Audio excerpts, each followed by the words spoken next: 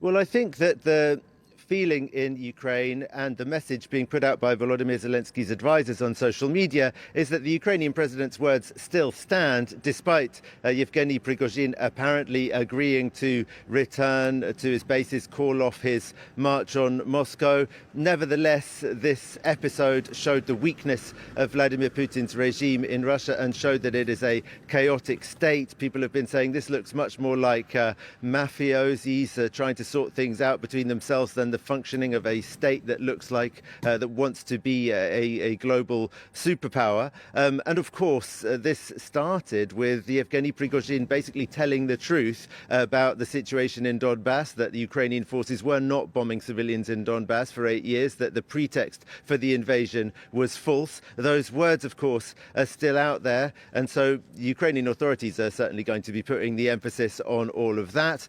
Nevertheless, one has to admit that there's a certain disappointment in Ukraine. All day yesterday, people were tweeting images of popcorn and saying that they were watching this and enjoying it and saying that they were rooting for both sides in the hopes, of course, that serious fighting would break out between different factions on Russian soil, and that would mean Russian troops would have to be diverted from their operations in Ukraine, and that could give the Ukrainian armed forces an advantage on the battlefield. And that, of course, has not happened, and at least for now doesn't look like happening in the coming days.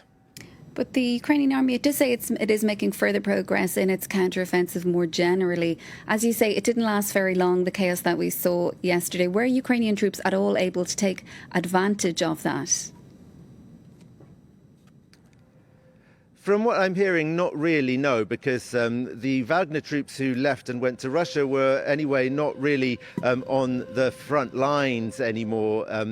The first lines of contact with the Ukrainians. They'd been pulled back after that battle for Bakhmut, and they were on the second or third lines back further into Luhansk region. And the Russian armed forces that were defending the front lines from Ukrainian counteroffensives continued to do so throughout yesterday. So there was no evidence of serious chaos. Nevertheless, the Ukrainians say, in the words of their Deputy Defense Minister Hanna Maliar, that they have started new large-scale counteroffensive operations. That was the term she used in the east of the country.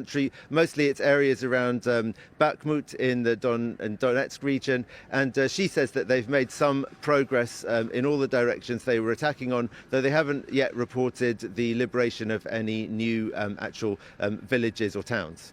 OK, Gulliver, we'll leave it there for now. Thank you so much for that. That is our Ukraine correspondent, Gulliver Cragg, joining us live there from Kyiv. In other world news.